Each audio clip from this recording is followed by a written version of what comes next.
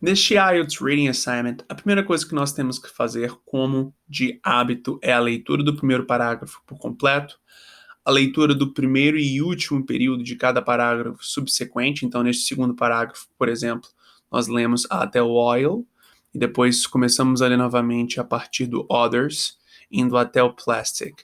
Lembrando que um período vai de uma primeira letra, do começo de uma sentença, até o primeiro ponto final. Assim, nós temos o primeiro período. E o último período é a última sentença até o último ponto final. Repetimos, então, este processo de ler o primeiro e o último período em todos os parágrafos que temos aqui, chegando até o último parágrafo no qual nós lemos por completo. Então nós lemos por completo o último e o primeiro parágrafo. Por quê? Eles definem um conceito mais macro do texto, no qual questões, em especial múltipla escolha do exame IELTS Reading, nos exigem saber.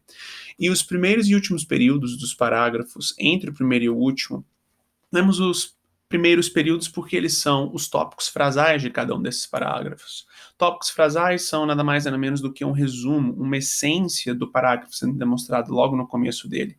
E o restante do parágrafo sendo o que nós temos como simplesmente um detalhamento em cima da essência que já foi demonstrada no tópico frasal. E o último período se dá para, em especial, questões de matching. Quando nós estamos lidando com questões que envolvem, por exemplo, relacionamentos de títulos a parágrafos, ou relacionamento de nomes de especialistas a afirmações feitas por eles no texto, com muita frequência você tem as informações que definem que um determinado parágrafo é relacionado a uma informação que você tem que relacionar tendo em vista a questão, uma informação que se encontra logo no final do parágrafo. Essa é uma estratégia do exame para lhe fazer ler mais, mas já que você, na realidade, já sabe disso, você se antecipa lendo o último período. E quando você, então, lê de forma estratégica, você permite que você tenha uma primeira leitura mais seca, uma leitura mais inicialmente direta ao ponto, para você ir para as questões e poder investir a maior parte do seu tempo no que mais importa, que definitivamente é a realização das questões em si.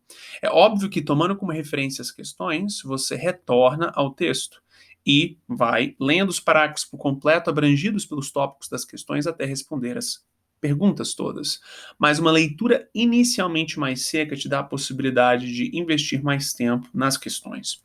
Agora, é muito importante que, ao longo dessa primeira leitura que você faça o processo de ancoragem, que é o destacar de palavras-chave, não é?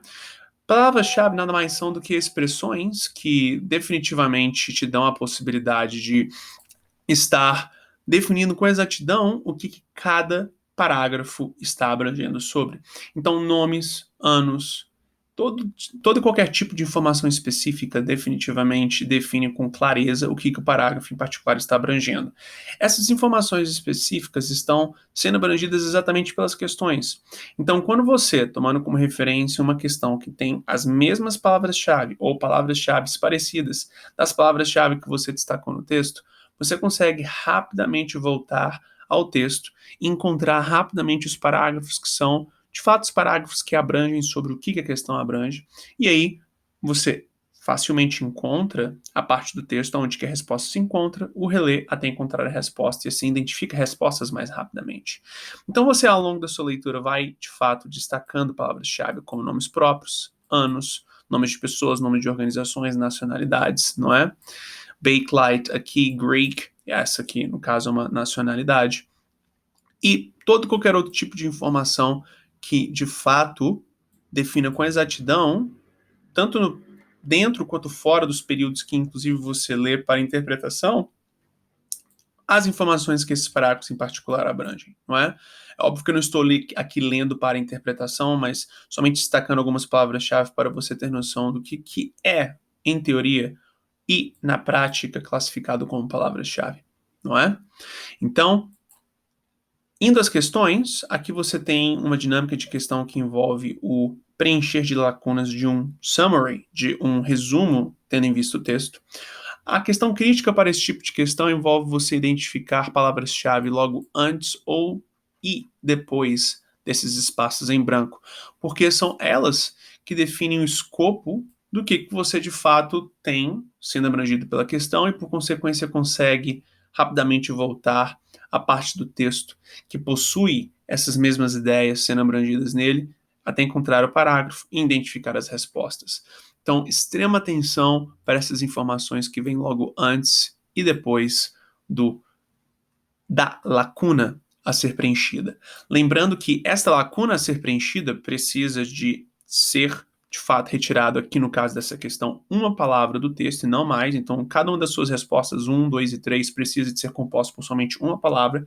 Caso você tenha mais do que uma, você perde a questão. E, igualmente, além de respeitarmos as instruções, é crítico termos respostas que sejam gramaticalmente e semanticamente corretas, ou seja, a palavra que você escolher para aqui preencher a lacuna 1 precisa ser uma palavra que de fato se encaixe com o restante da sentença de forma correta, tanto no ponto de vista gramatical, quanto no ponto de vista semântico, ou seja, sentido, lógica, que é repassado pela sentença como um todo com esta palavra que você selecionou para completá-la. Então, muito crítico nós estarmos realmente atentos com relação a isso.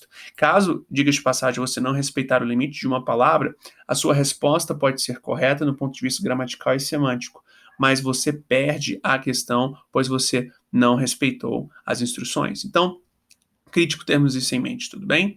Além disso, aqui temos questões que envolvem múltipla escolha, mas é importante entendermos que aqui nesta múltipla escolha nós temos o two letters a serem selecionadas, não somente uma.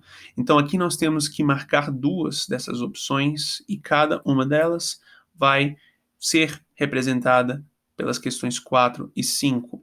A sequência pode ser dada em either order, ou seja, não importa qual é a ordem que as duas letras que você dê, não importa, elas vão ser consideradas como suas respostas finais, tudo bem? Então aqui nós temos que destacar duas palavras-chave. O mais crítico aqui, destacar duas opções. O mais crítico é realmente nós não ficarmos paralisados por análise e termos a capacidade de, com assertividade, selecionarmos as opções que de fato se encaixam. Vamos realmente pensar com calma, pensar com paciência e sem afobamento. Mas em caso de genuína dúvida, vá com o que você sentiu como primeira impressão de resposta certa, para assim você poder progredir no exame e buscar não ter maiores problemas com time management, ou seja, administração de tempo. E aqui, por último, nós temos uma dinâmica de questão envolvendo true, false e not given, que é um tipo de questão clássico do exame IELTS Reading. Primeiro, nós precisamos de fato, respeitar o pé da letra na nomenclatura. O true e o false precisam de ser escritos exatamente como estão aqui. Se você escrever T e F na sua folha de respostas no dia do exame, você perde a sua questão. E, igualmente, se você utilizar a nomenclatura da outra variação deste mesmo tipo de questão, que é yes e no, também você perde a questão. Então, primeiro, definitivamente respeite ao pé da letra a nomenclatura. A maior parte das pessoas consegue com facilidade identificar o que é true. Agora, o que é false e o que é not given é o que é o maior problema para uma grande parte delas. O que é true é fácil, pois nada mais nada menos é do que o que é dito no texto com palavras diferentes. É uma paráfrase, então, de uma determinada ideia repassada no texto. Agora, false e not given se dão quando nós estamos falando de... Bom, começando pelo not given.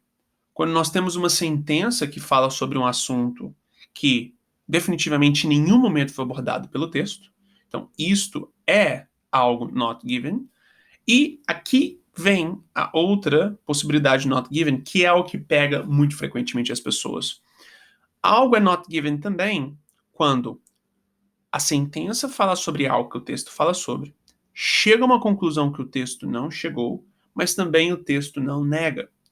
Caso, então, de fato, você tenha um tópico abrangido pela sentença, que também é abrangido pelo texto, e a conclusão que essa sentença chega não é necessariamente uma conclusão chegada pelo texto, mas também o texto não necessariamente nega a ideia repassada pela sentença, você tem ela como sendo not given, não no, porque com muita frequência as pessoas colocam no numa circunstância como esta, e no só acontece em dois casos. O primeiro é ou quando a sentença diz o oposto do que o texto diz, ou quando a sentença nega explicitamente, diretamente algo que o texto diz. Então, no caso de oposto, por exemplo, a sentença fala que o carro é azul e o texto fala que o carro é vermelho. No caso de negação, a sentença fala que o carro não é vermelho e o texto fala que o carro é vermelho. Então, aqui não temos nenhum oposto, é uma negação uma negação direta e, portanto, também é no. Agora, se você tem uma sentença falando sobre algo que o texto fala sobre, chega a uma conclusão que o texto não chega, mas também o texto não explicitamente nega, dizendo o oposto ou, de fato, negando diretamente a ideia repassada pelaquela sentença, ela é not given, e com muita frequência você vê as pessoas colocando isso como falso. Então, muita atenção em relação a esta mecânica de realização de questão, tudo bem? Desejo uma ótima prática